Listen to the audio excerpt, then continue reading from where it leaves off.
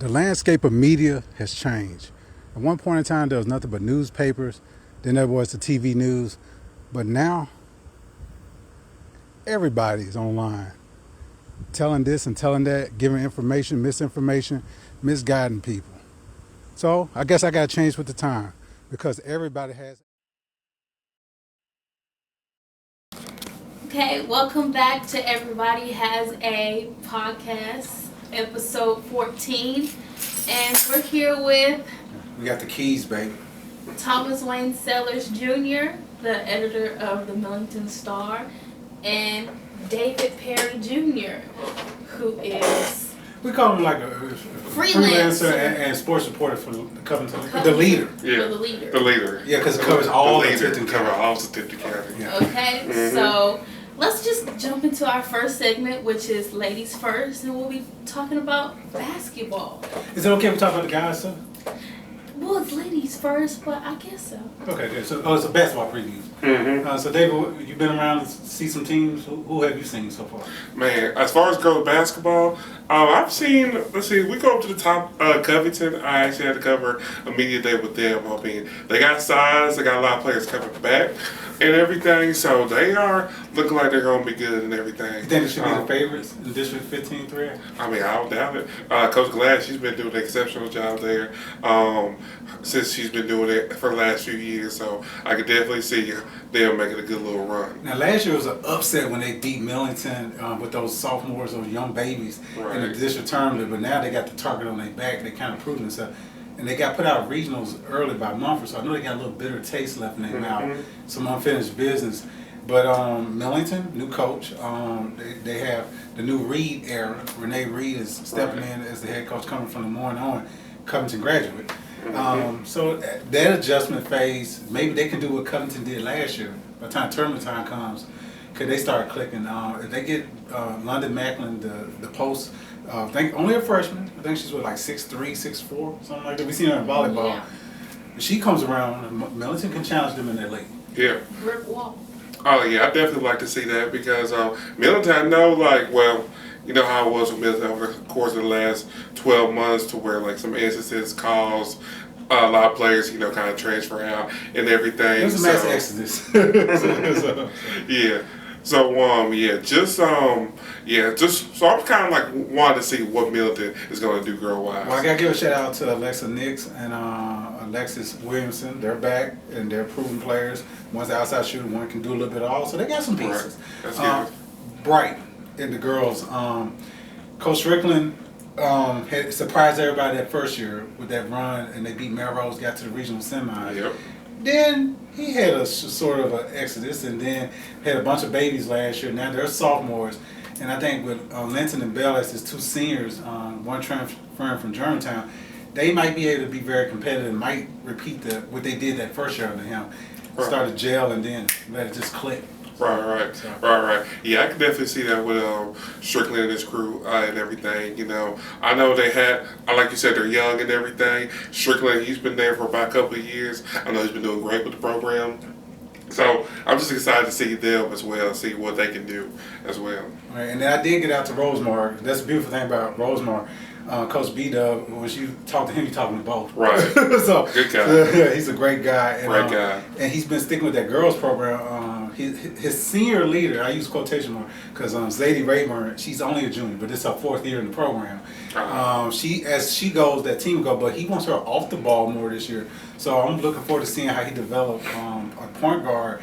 And if that comes to fruition, Tipton Rosemar can be competitive and take another step in the right direction, bringing up 8th graders and those young pieces. They trying to build their program from within. And that's what I like about TRA. You can have it the option where if you're in 8th grade, you can move up to varsity. So it gives the kids time to develop and everything, develop their skills. So yes, I know Coach Brian. He's a great man. Got a lot of respect for him from the Mississippi area, and I can see them making a good little run. I know they're young, but hey, I've seen it to where Rosemark they do a lot with their young crew. Yeah. I can just flashback times with Brianna Hall, Jordan Allen, Sarah Allen, Thornell. I just remember them being sophomore, juniors, making deep playoff runs. So I'm definitely ready to see that. It wasn't too long ago, but now in their league, Miss Hayden up there at USJ. Yep. Everybody's highly recruiting.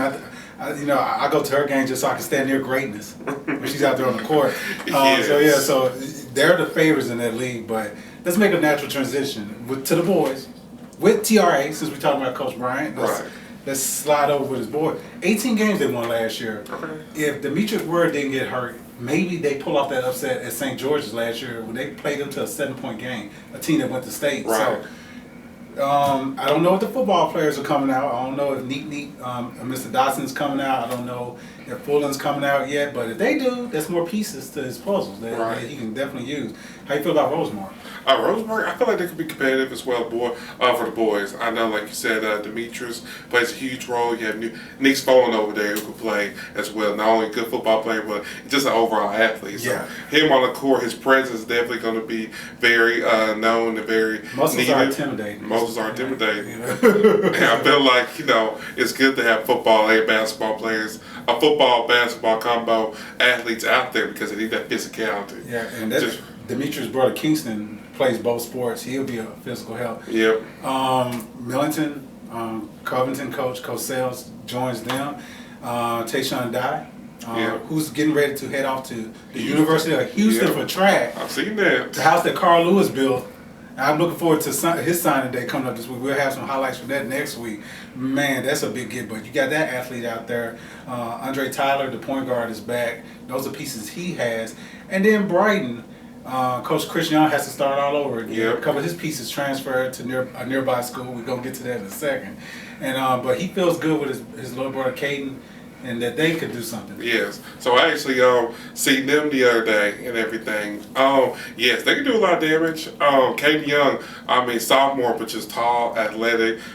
He's already can score. He's already dunking, can jump. He's definitely going to be one that since he's tasked to put that team on his back, I could probably see him doing some major things. Now, I know you get a lot of chance to go to your old stomping grounds, Mumford, and cover the teams. You're going to have fun this year. 4A basketball. 4A? The big dogs. Yeah. I know you're ready. The Mumford Cougars ready, in your opinion. Boys and girls. Ooh. I actually talked to Coach Cam. I'm pretty sure you did. You did as well. So he got the same response to you. He said he's ready. He said basketball's basketball. 32 minutes. 32 minutes. 32 minutes is still basketball. So they're not scared. And like you said, going back to Brian and tie into Brian, they did pick up some 3 new pieces, as in Isaiah Standard, who was an exceptional player, score and everything, exceptional shooter, can score from anywhere. So he's a huge pickup. You got Kobe Johnson, shooter. Look like he can play for the Warriors. Okay. him and his brother Junior. You can see a little splash brother combo with them. It's because they light skin. Yes. Okay. I just thought so. I thought it It definitely is. They can see you. Yes. And then we got to give a shout out to Coach Poindexter and the Lady Cougars. Yep. They be Jonesing up there with Kayla Jones. And then they pick up Jayla Jones from Brighton, junior, and then Nakia Miller. So Mumford's girls should be pretty good in 4A and be very competitive with Bartlett. So.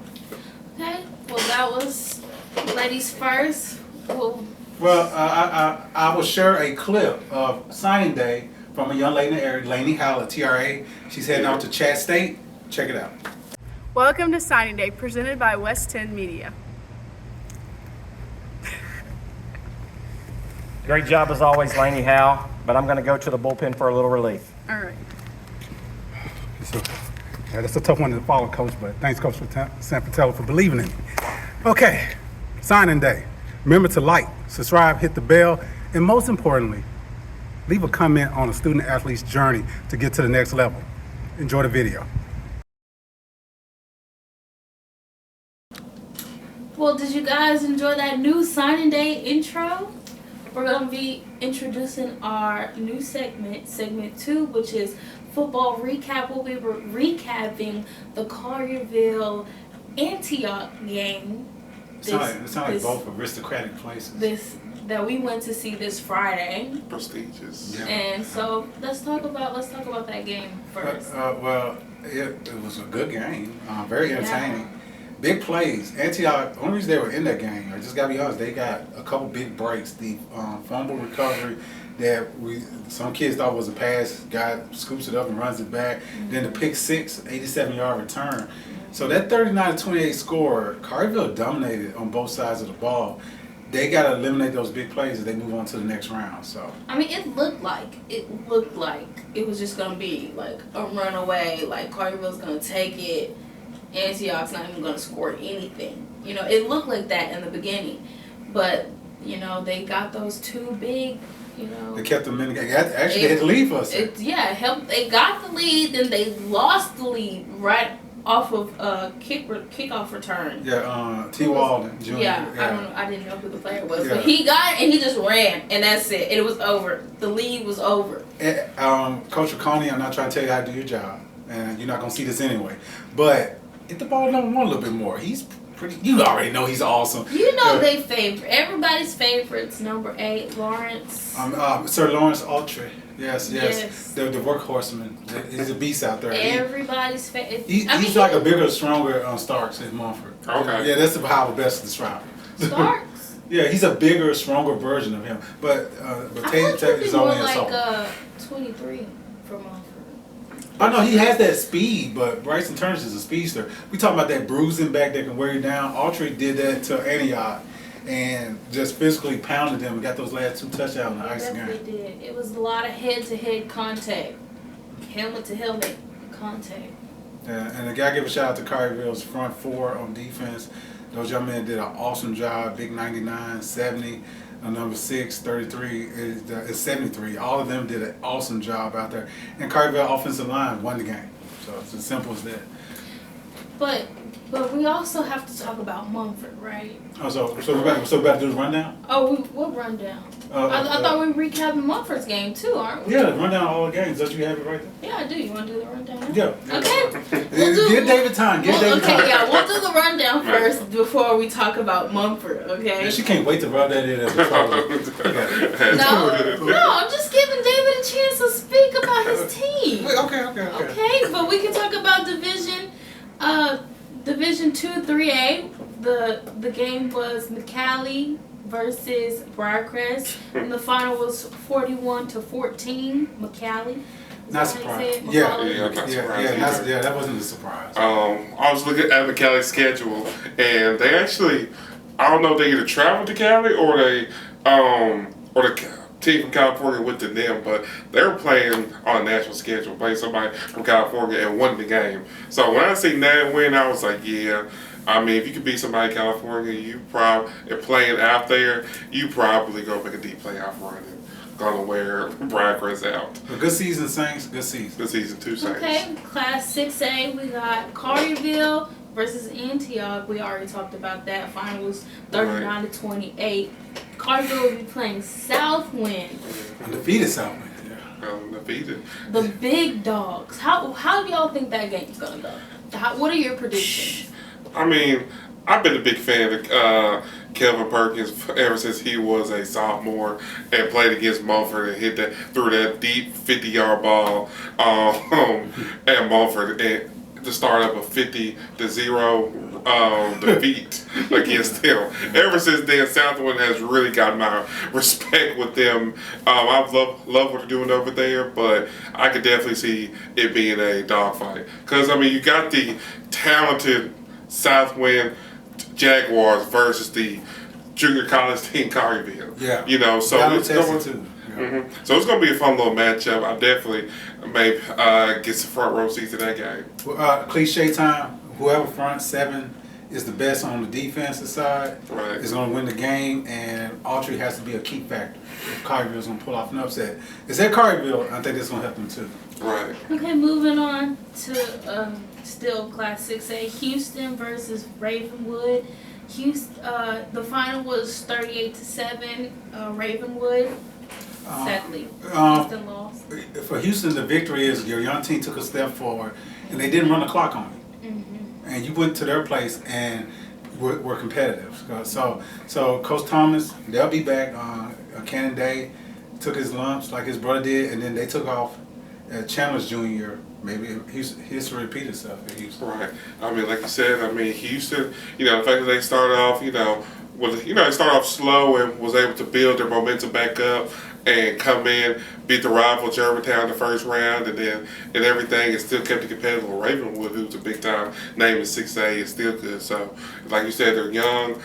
So these next, that's a building block for what is to come. So it definitely is a good little thing for them. Great season for them. Okay, now to get into David's expertise. Class 5A is Mumford versus Beach. Final was 33-30. Man, Heartbreaker. how I viewed it as, that's the closest Mumford has ever came to almost beating somebody in the second round. I mean, ever since I've been covering them. Usually, 97. since 97. Usually it's been either a blowout or just like them putting up points, but eventually the other team just puts up about 10, 20 points. So the fact that they came close, could have been some readjustment in the, could have been, could have came off a little bit better. They had not fumbled that ball towards the end, but I mean, great season. Great season for the Cougars. They did exceptionally well. They came into the season, probably the underdogs to, go 9-1. Nobody expected them to go 9-1 against Haywood, and get wins against Haywood, Germantown, and Whitehaven. So the fact that they, beat all of them and everything, got number 2 in the region and a good little playoff win, that's still good. And they kept it competitive against a good Beach team, a team that's always been one of the most consistent teams in 5A. So hats off to them. And Coach Calhoun pointed out this should have been a semifinal matchup, not played in the second round, but they reconfigured the brackets and all that kind of stuff. So it's a little injustice there, but 10-win season is nothing to be ashamed of. Right. He went to Beach and pushed them to the limits. Right. Yeah. Next, we'll have Class 3A, where Covington versus Sycamore. The final was 56-14. Covington. So the lightning bolt struck that sycamore tree and lit it up. Yeah. So Coach J.R. Kirby and them, they're like a machine. So the only team that I think really would put any competitive fear in Covington would be Westview. They did advance as well. So but Dyersburg is not an easy task. They do play them tough, but Covington has been able to beat them. Covington's been able to beat them, but I used to cover up there. I'm always going to say it. That coaching staff is one of the best coaching staffs in West Tennessee. They're going to readjust. It's not going. They come to beat them. I think 24 or 31-14 in the regular season. Yeah. It's probably going to be a way tighter score than that. So they got to be ready for that. That's probably a game more than likely I'm battling between that game or Southwind and Collierville. But yes, it's going to be a game, and I'm actually ready for that. Well, Dyersburg will be at Covington to play Covington in the third round. Right. So, well, let's just run into my some highlights. of your highlights from the Collierville Antioch game. Okay. Chat blood on the beach, chat blood on the beach, chat blood on the beach, chat blood on the beach, chat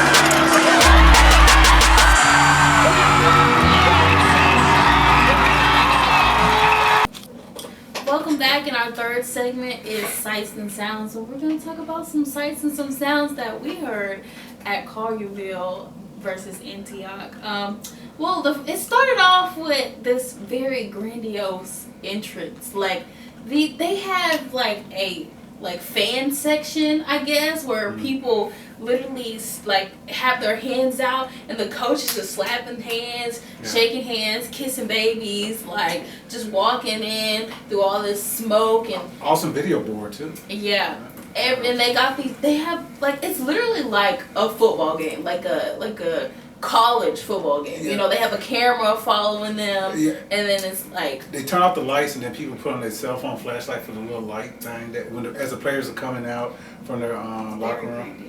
Yeah, and it's like they're like a big deal, you know. The big huge dragon head. Big deal. The dragon head has to be at least 2 stories tall, and it puffs the smoke. But thank God, don't puff the smoke out of the mouth because it might burn the kids. but it shoots out the top. It's now one thing that I was not prepared for was the sound of fireworks. They didn't give no warnings. They just shot it off. And my heart is jumping out of before they won. They did shoot fireworks before they won. And after they won. Which shocked me even more because I'm like, what is going on? Yeah. You know what I'm saying? They did get the heart rate up a little bit. At Memphis, you know, they got the fire you can literally feel the heat. If you sit behind where they spray the fire, you feel the heat from a cold November night. But but it was just a bunch of smoke and a bunch of burgundy or whatever color. Maroon, they call it maroon. Yeah. Just all around. The sites for me were a lot of sponsorships at Lander Stadium. It's 9 Lander Stadium. So and their first downs aren't sponsored. Their timeouts are sponsored. Which is like. Yeah, but I guess when you have a bunch of big plays, you don't have enough time for first downs most of the time. But they might need a postseason first down sponsor. But overall, great atmosphere. The people are very kind, very nice. We were accommodated well. I ran into my old media buddy, Ron Guidry. He's teaching out there and then does some work at Fox 13, so it's good to see him. When you see a guy that you hadn't seen in a while in the bathroom, that's awkward, but we waited till we get out the restroom and hugged each other and spoke to each other. Man code. I didn't know y'all met in the We saw each other getting in the bathroom, then we'll come out the restroom. Oh my goodness. Were y'all standing next to each other? No, we were in booths. Okay. But then as we were washing hands, because you do wash your hands, especially this time of year, I was like, I know that guy. Then he walked past me. I kind of looked back and was like, no, we both lost weight. So we had to do a double take. And you lost the whole person. So. Yeah, and Ron's looking great too these days. So, but back to the football sights and sounds, and to you seen the Collierville introduction. Mm-hmm. Is Mumford's better? Definitely not. Not even close. Is that your Trojan bias? No, it's not. You can. The Hill, first of all, listen. Dave, you got to get in on this. I'm sorry.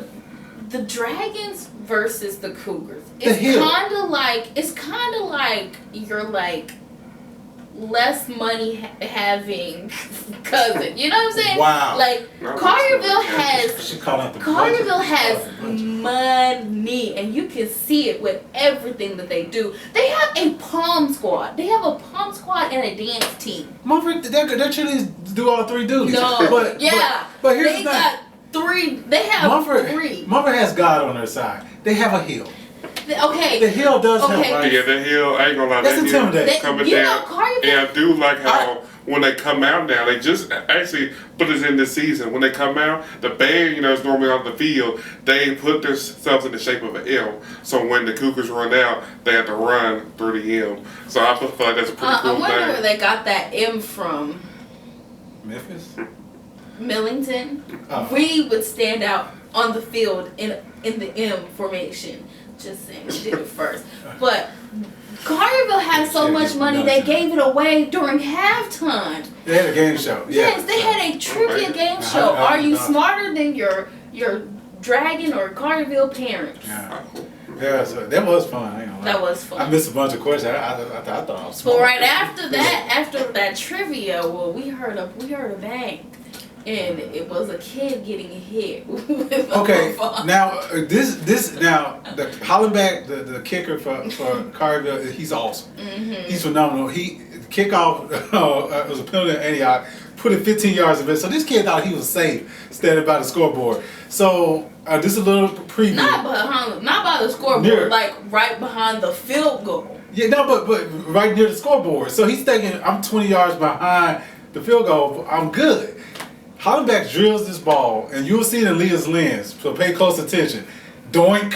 I mean, it caught the kid flesh on the mouth. And another sound you might hear is my gasp, because I literally was like, when I saw it, like I watched the kid get hit in the head. I was like, oh my gosh, is he okay? Yeah. Like, it was actually kind of scary, but he just was like, okay. Like, he just bounced back up, and he was like kind of laughing. His little kid friends were laughing at him too. And I'm like, he might be concussed. That is a football that just hit him from like so far away. But yeah. So that kid has a leg on him. Yeah. So Hollenbeck was He yeah. has a leg on him. So blame your awesome kicker. But I think as we get ready to bring this segment to a close, David, Sights and Sounds Month, you saw a lot of great things from them this past year. Right. We think the Sights and Sounds will be next year. Do you think they're going to reload? Oh yes. Defense, they only had like a couple singers that on that defensive in this past year, so everybody's young, everybody will be coming back. Offensively, Tay Stark's coming back.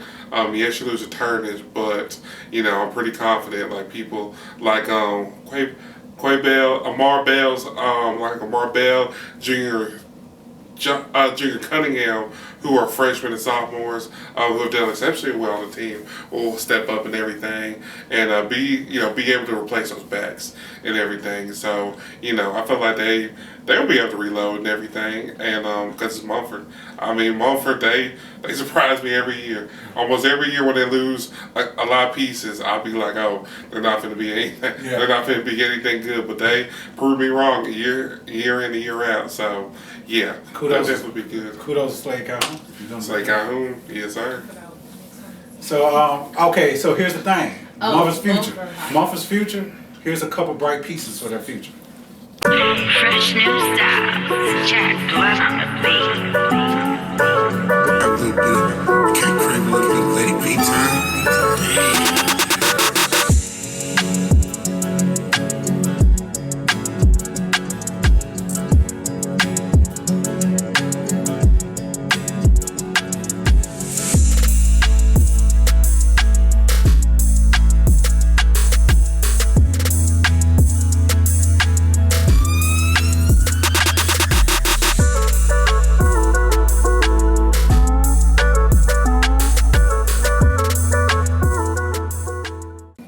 Okay, welcome back. But on a more serious note, on November 10th, the Millington and Tipton County community lost Coach Jules Gates, and let's just hear from what they have to say about the memories of Coach Gates. Starting with you, David, how did you remember Coach Gates? Coach Gates, I actually remember him from a long time ago, from when I was a kid. He's actually from the community. I'm from the Drummond's community and everything, Wilkinsville to be more specific. He was a part of my grandmother's church, the church that St. Mark.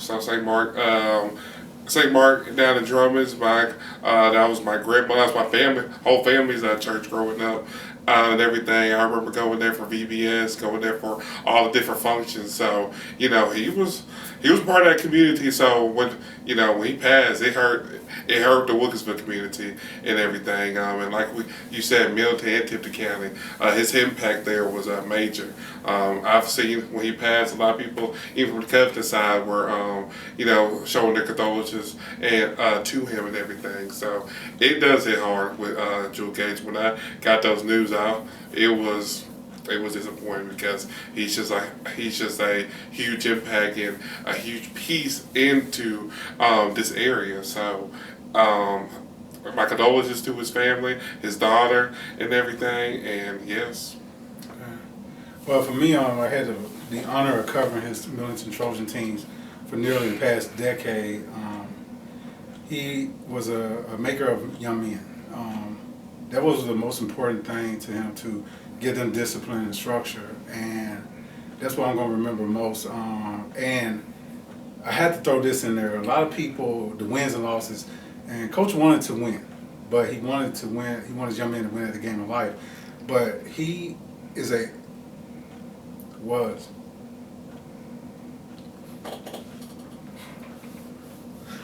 great coach. I always used to tell him, you should be coach of the year. And I'm going to miss our wall chats. When I'm doing a girls' game, I'll come and sit there, lay on the wall right next to him, and we'll just talk life and basketball. But I got a chance to tell him, you are a great coach. I think of Faison. I think of Steph Granberry. I think of Blake Garner. Young men that you took as baby freshmen and guided them to their physical maturity. And then they went off to greener pastures because you made them players that were desirable.